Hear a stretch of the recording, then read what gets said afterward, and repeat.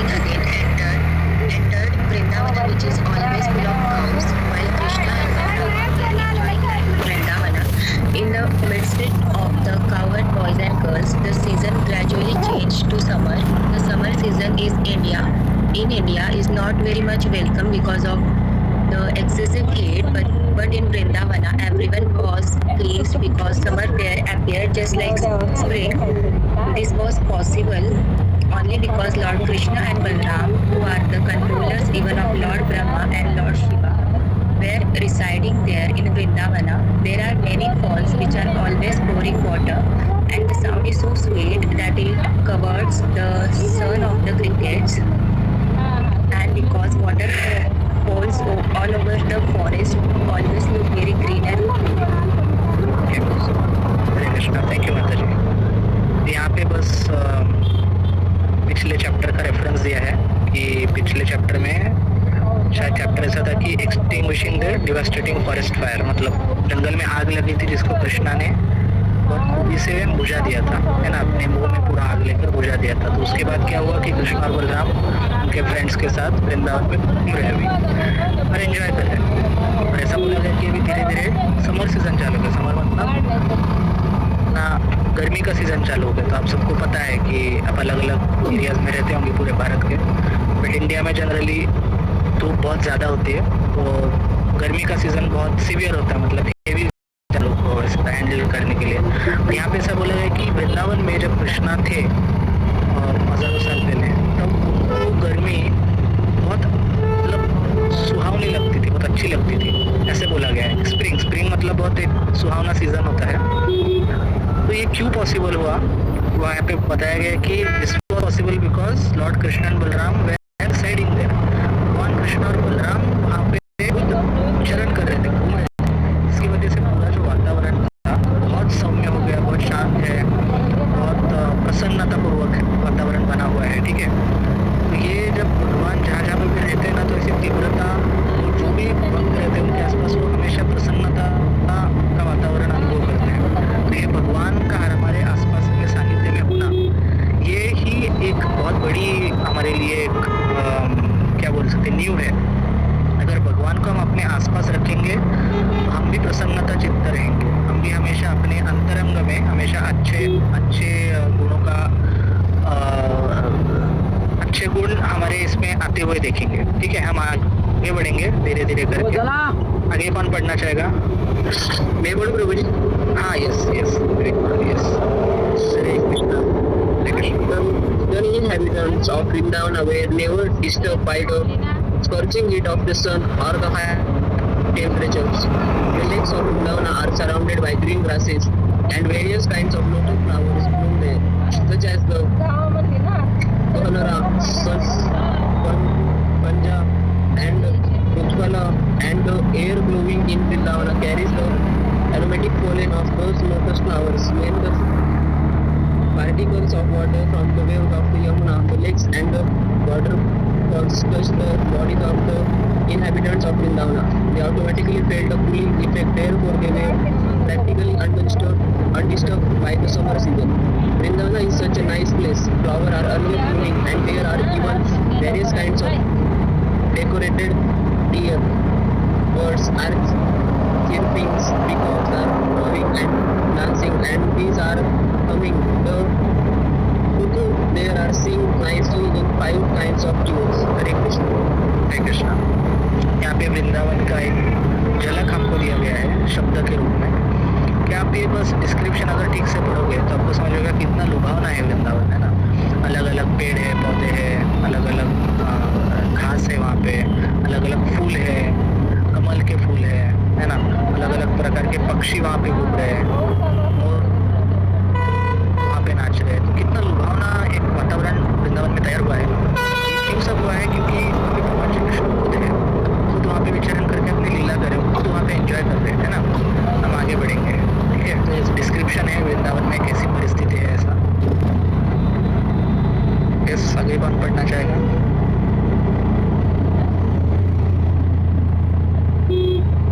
एक एक करके पढ़ेंगे। संकेत तो इसमें हाथ ऊपर बोले किया था, आप पढ़िए। श्याम माता जी आप पढ़िए।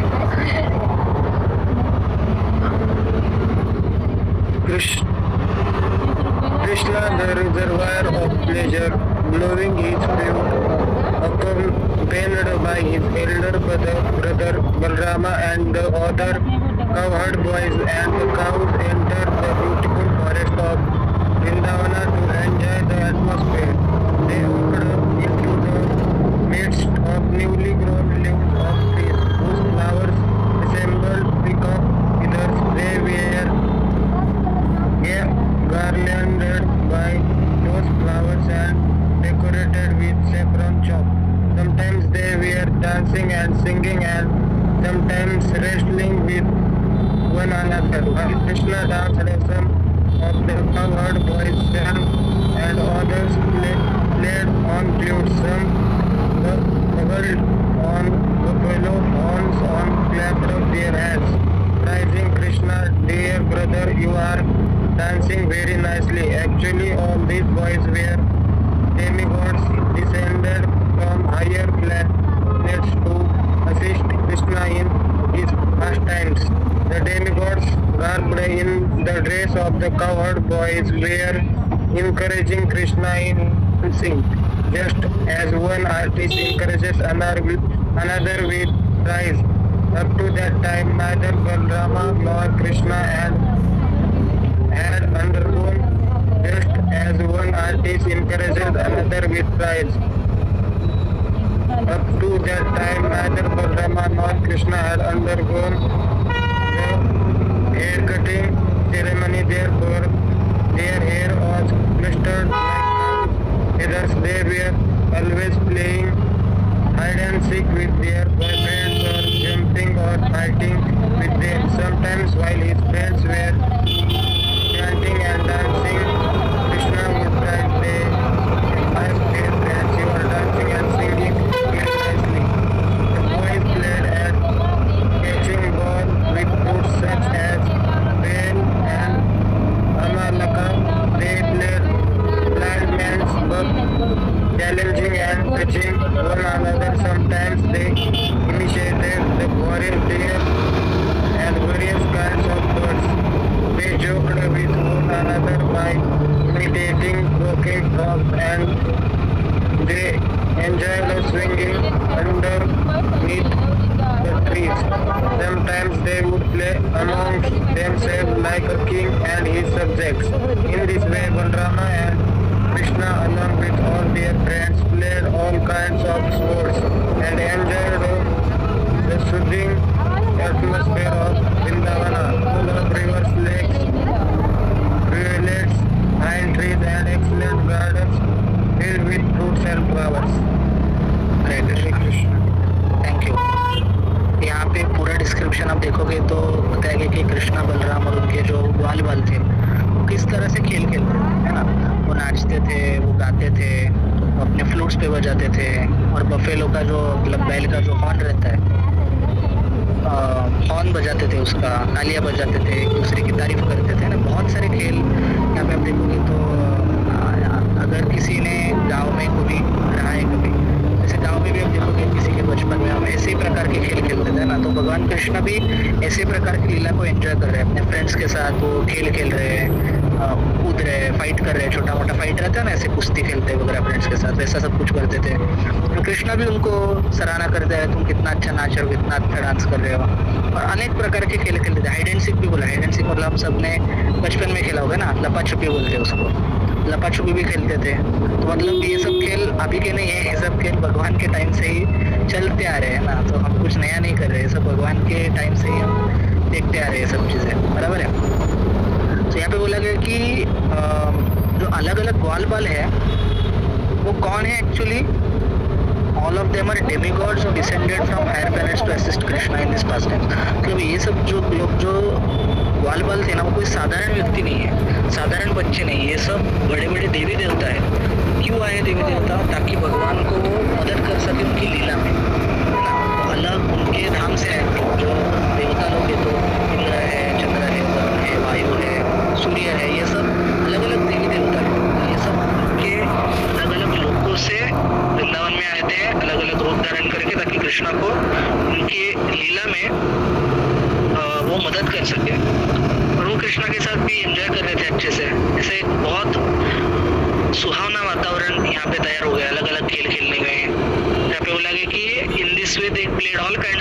Krishna enjoyed the soothing environment of Vrindavan.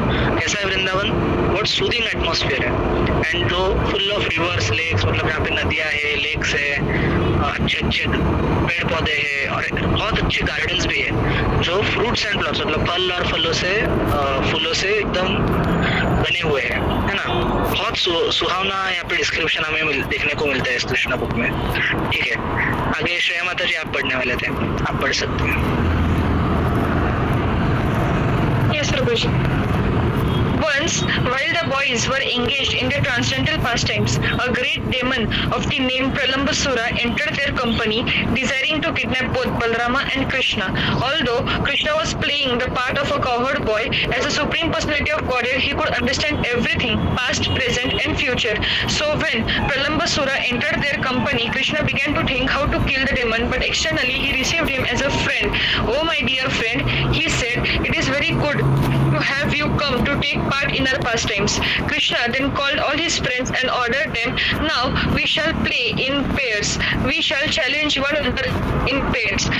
With this proposal, all the boys assembled together. Some of them took the side of Krishna and some of them took the side of Balarama, and they arranged to play in duel. The defeated members in duel fighting had to carry the victorious members on their back as a horse carries its master. They began playing and at the same time tended the cows as they proceeded through the Bhandirvana forest. अगला भी पढ़ लीजिए। हाँ. The party of Balarama, accompanied with Sridama and Vrishabha, came out victorious, and Krishna's party had to carry them on the back through the Bhandirvan forest. The Supreme Personality of Godhead Krishna, being defeated, had to carry Sridama on his back, and Bhadrasena carried Vrishabha. Imitating their play, Pralambasura, who appeared to be a coward boy, carried Balarama on his back. Pralambasura was the greatest of the demons, and he had calculated that Krishna was the most powerful of the coward boys. In order to avoid the company of Krishna, Pralambasura carried Balarama far away. The demon was undoubtedly very strong and powerful, but he was also carrying Balarama, who is compared to a mountain. Therefore, he began to feel the burden, and thus he assumed his real form. When he appeared in his real feature, he was decorated with their golden helmet and earrings, and looked just like a cloud with the lightning carrying the moon. Balarama observed the demon's body expanding up to the limits of the cloud, his eyes dazzling like blazing fire, and his mouth flashing with sharpened teeth. At first, Balarama was surprised by the demon's appearance, and he began to wonder, how is it that all of a sudden the carrier has changed in every way? But with a clear mind, he could quickly understand that he was being carried away from his friends by a demon who intended to kill him. Immediately, he struck the head of the demon with his strong fist, just as a king of the heavenly planet strikes a mountain with his thunderbolt. Stricken by first fist of the Balarama, the demon fell down dead, just like a snake with a smashed head and blood pouring from his mouth. When the demon fell, he made a tremendous sound, and it sounded as if a great hill were falling upon, being struck by the thunderbolt of King Indra. All the boys then rushed to the spot. Astonished by the ghastly scene, they began to praise Balarama with the words, "Well done, well done." All of them then embraced Balarama with great affection, thinking that he had returned from death, and they offered their blessings and congratulations. All the demigods in the heavenly planets become very satisfied and showered flowers on the transcendental body of Balarama, and they also offered their blessings and congratulations for his having killed the great demon Pralambasura. Okay, chapter complete हो गया। ठीक है, तो बहुत ही एक सुंदर लीला बलराम की यहाँ पे आज हमको देखने को मिल रही है। ठीक है, तो अपने पहले बहुत सारी लीलाएं देखी है जहाँ पे राक्षसों को मारा गया है। तो बहुत सारे राक्षस जो मारे गए वो भगवान श्री कृष्ण ने मारे हैं। ये वाला जो राक्षस है वो स्पेसिफिकली बलराम जी ने मारा है। ठीक है, तो कैसा स्टोरी बताया गया कि एक बार वो सब खेल रहे थे और उन्होंने डिसाइड किया कि हम लोग एक दूसरा खेल खेलेंगे। तो क्या खेल था कि हम डुएल में खेलेंगे। डुएल मतलब कुश्ती खेलेंगे, और कुश्ती खेलते समय जो साइड जीतेगी उसको हारने वाले साइड ने अपने पीठ पे कंधे पे कैरी करके दौड़ना है। ऐसा उन्होंने एक प्लान बनाया खेलने का। ठीक है, तो उसी समय एक प्रलंबासुर नाम का एक राक्षस था। तो उसने क्या किया, उसने एक बाल बच्चे का एक रूप ले लिया है ना। और वो सब भी ग्वाल को नंबर एक्चुअली बहुत ज्यादा है, मतलब बहुत ज्यादा फ्रेंड्स है कृष्ण भगवान और बलराम जी के, ठीक है। तो बहुत सारे इसमें वो भी घुल मिल गया कि ठीक है मैं भी एक ग्वाल हूँ, मैं भी जाके घुस गया उसमें। और वो था कृष्णा के साइड में। अभी जीत खेलते खेलते कृष्णा की साइड तो हार गई, है ना। तो अभी एक कृष्णा की साइड थी, एक बलराम जी की साइड थी। तो बलराम जी की साइड जीत गई और कृष्णा की साइड हार गई। तो अभी कृष्णा के साइड वाले जितने भी लोग थे उनको बलराम जी के साइड वाले को कैरी करना था और इसे दौड़ना था। तो ऐसे अलग अलग फ्रेंड्स के नाम बताए कृष्णा के, एक श्रीदामा थे, वृषभ थे और भी अलग अलग थे, ठीक है। और बलराम जी को कंधे पे उठाने वाला वो राक्षस था प्रलंबासुर, जो एक ग्वाल बाल का रूप लेकर आया था। तो कैसे हुआ कि वो खेलना शुरू कर दिया, खेलते खेलते वो गायों को भी आगे आगे लेके जा रहे थे, ठीक है। तो अभी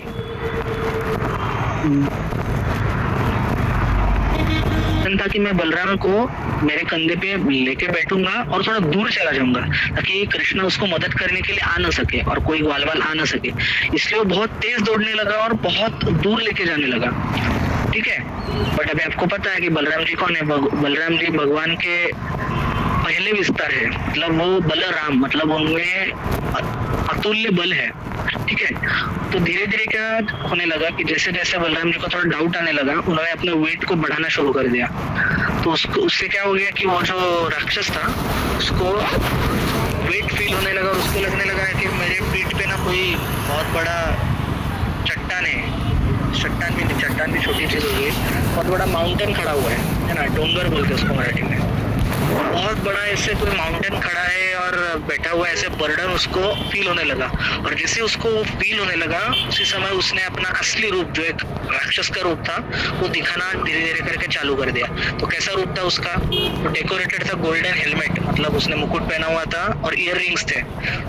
और वो cloud it lightning carrying with the moon, ऐसे एकदम बिजली की तरह और आभार की तरह ऐसे आभासित हो रहा था, ठीक है। और उसके बहुत नुकीले दांत थे। तो ये सब देख के बलराम जी अचानक चौंक गए कि अरे ये मेरे पीछे जो बैठा था अचानक ये ऐसा कैसे उसका रूप तैयार हो गया, ठीक है। तो अभी उनको समझ में आ गया कि ये राक्षस का प्लान क्या है कि मेरे को दूर लेके जाओ और मार दो। तो उन्होंने क्या कर दिया, बलराम जी ने एक मुष्टि प्रहार कर दिया उसको, वो उतर गया उनके पीठ से, उसका असली रूप दिखा और बलराम जी ने एक मुष्टि प्रहार किया। एक मुष्टि प्रहार से ही वो राक्षस वही का वही मर गया।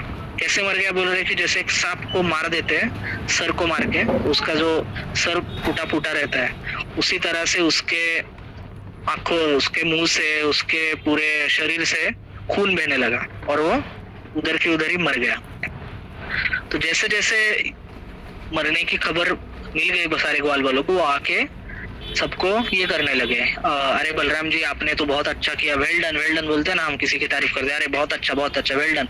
और आके बलराम जी को बड़े प्यार से आलिंगन करने लगे। क्यों? क्योंकि उनका मित्र है और वो भगवान श्री कृष्ण और बलराम दोनों ही वृंदावन में अतिशय आकर्षित ऐसे लड़के माने जाते थे, मतलब सभी लोग वो दोनों से बहुत अट्रैक्ट होते थे। उनके लिए, सभी के लिए बलराम और कृष्ण बहुत प्रिय थे।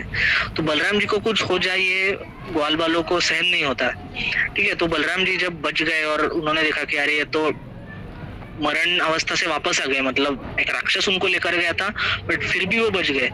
तो उनको आलिंगन किया उन्होंने, गले लगाया एंड उनको ब्लेसिंग्स दे, आशीर्वाद दिया उनको और उनको कॉन्ग्रेचुलेट भी किया। और ये प्रलंबासुर के मरने का जो प्रसंग है वो देवी देवता भी देख रहे थे, क्योंकि ये सब जो राक्षस रहते हैं वो देवी देवता भी उनसे डरते, इतने शक्तिशाली राक्षस ये सब रहते हैं। अभी आप जितने भी लीला में पढ़ोगे, भगवान कृष्ण के बाल्य लीला में जितने भी राक्षसों के नाम आप पढ़ोगे, वो सब इतने शक्तिशाली राक्षस थे कि उनसे देवता भी डरते थे, बहुत सारे राक्षस देवता भी डरते थे। तो जैसे ही ऐसे राक्षस का वध हो जाता था तो देवता भी बहुत खुश हो जाते थे और वो भी कृष्ण और बलराम पे फूल की बरसात करते थे, पुष्प की वर्षा करते थे उनपे, है ना।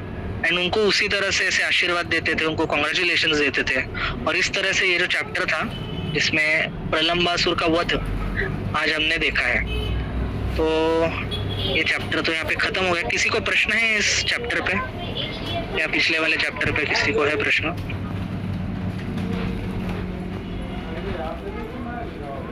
बहुत मधुर लीला है भगवान श्री कृष्ण और बलराम जी की, मतलब खेलते हैं तो ऐसे खेलते हैं कि जैसे मानो एक छोटे बच्चे हो, ऐसे विचरण करते हैं। हमारे जैसे लगता है कि यार हम भी ऐसे खेलते थे, भगवान भी ऐसे खेल रहे हैं, पर ऐसा नहीं समझना चाहिए कि भगवान भी हमारे जैसे खेल रहे हैं और हम भी ऐसे खेलते तो भगवान और हम एक ही है। ऐसा नहीं है, भगवान उनकी लीला कर रहे हैं और वो लीला करते करते बहुत ही सहजता से उन राक्षसों को मार देते थे, बराबर है। और राक्षस इसलिए बाल बाल डर नहीं जाते थे, उनको पता है राक्षस आया तो हमको किसकी शरण लेनी है, हमको भगवान की, श्री कृष्ण की और बलराम जी की शरण लेनी है, तो हर बार वो वही करते थे, है ना। किसी का कोई प्रश्न है? नहीं है तो हम अगले चैप्टर पे भी जा सकते हैं, थोड़ा सा अगला चैप्टर स्टार्ट कर सकते हैं हम।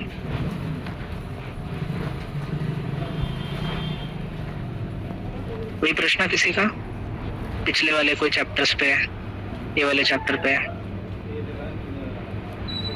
ठीक है, और कुछ मिनट पढ़ते हैं हम थोड़ा पे, ठीक है।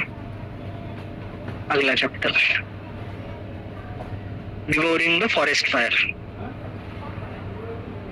ये अभी कौन पढ़ना चाहेगा?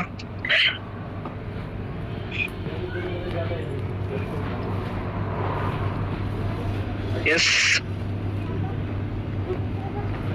अरे माता जी आपने अभी अभी पढ़ा था सबको मौका मिलना चाहिए। हरे कृष्णा, इस चैट में लगभग 20 लोग हैं अभी, ठीक है। प्रेम प्रभु, ओके, बढ़िया। While Krishna and Balram and their friends were engaged in the pastimes described above, the cows began to wonder of their own entering further into the deepest part of the forest. By fresh grasses, the cows and buffaloes travel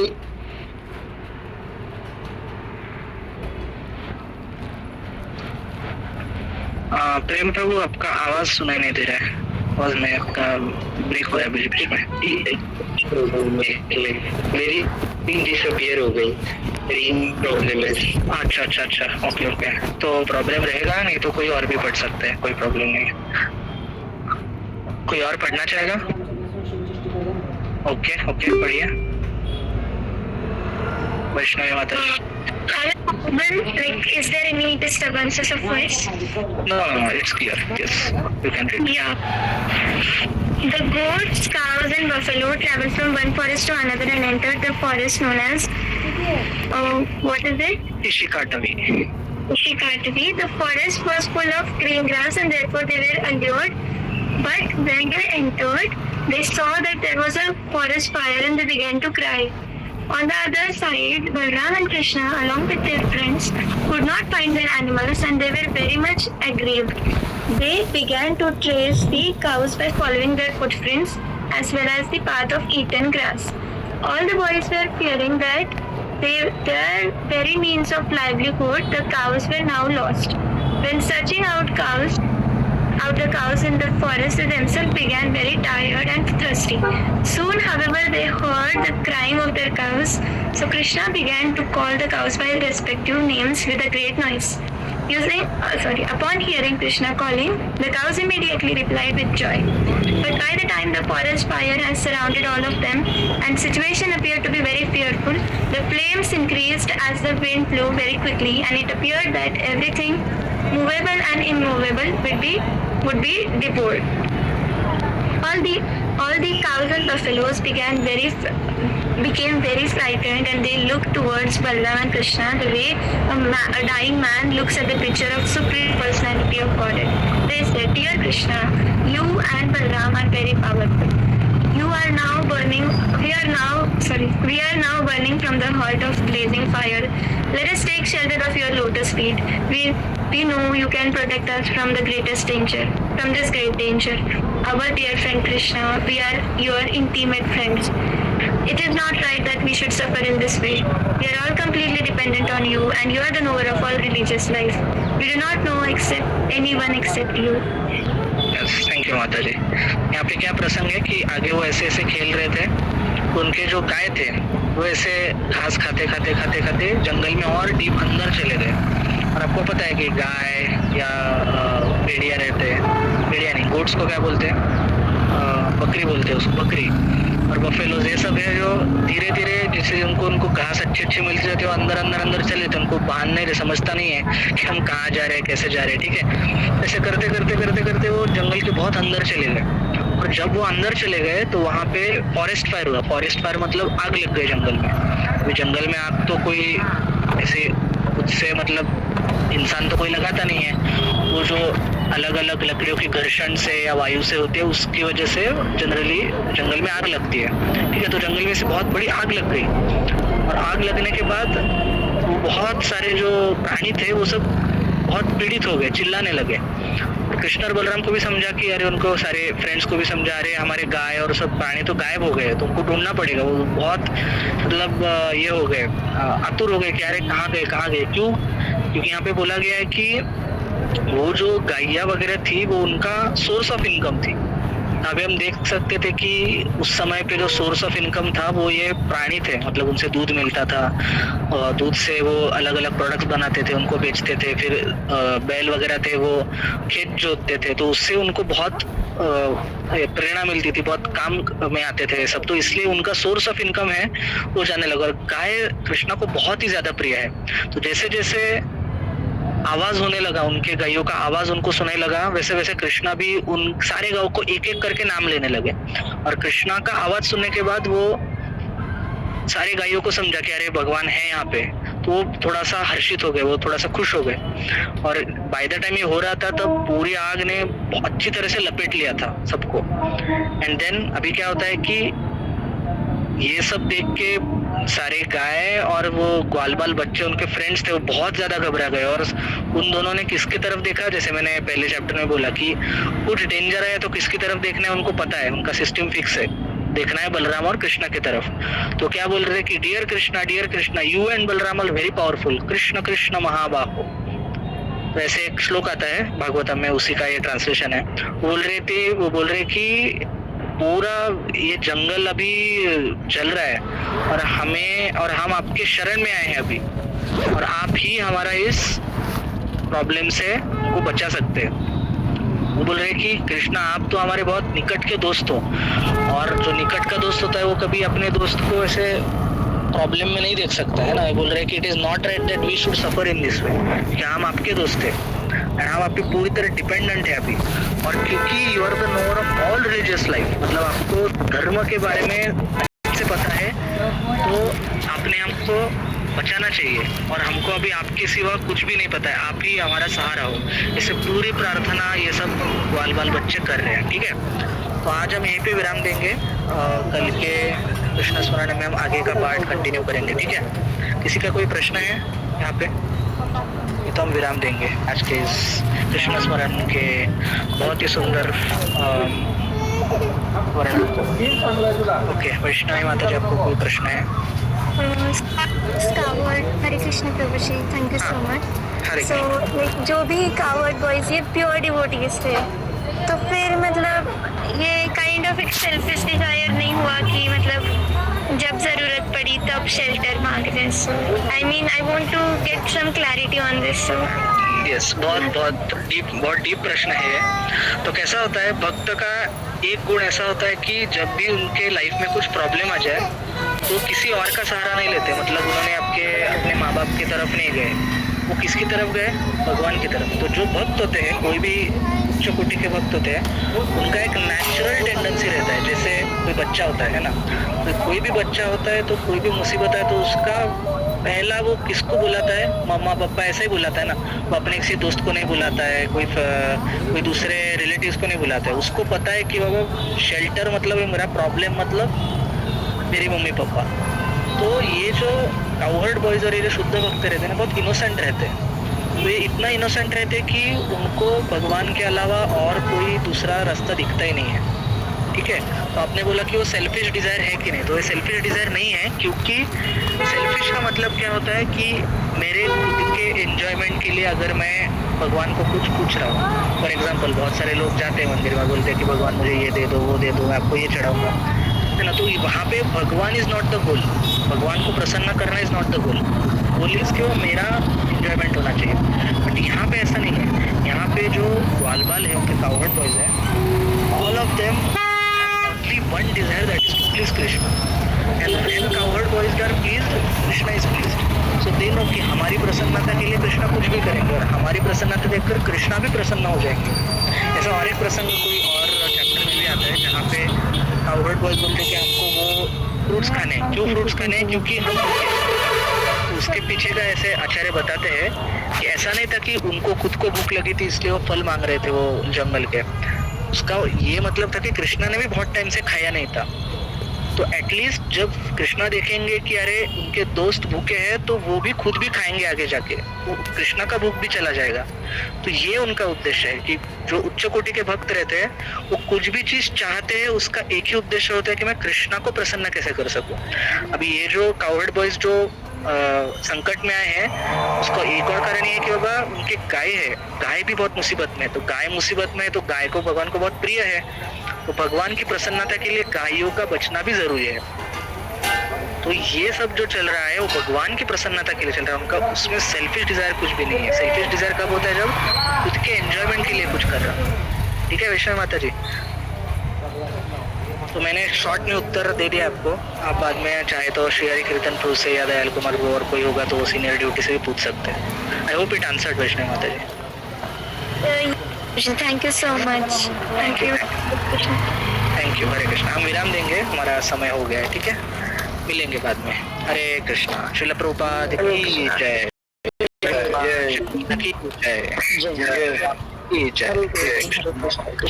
Hare Krishna Prabhu ji. Hare Krishna. Ram Ram Ram Hare Hare. Hare Krishna.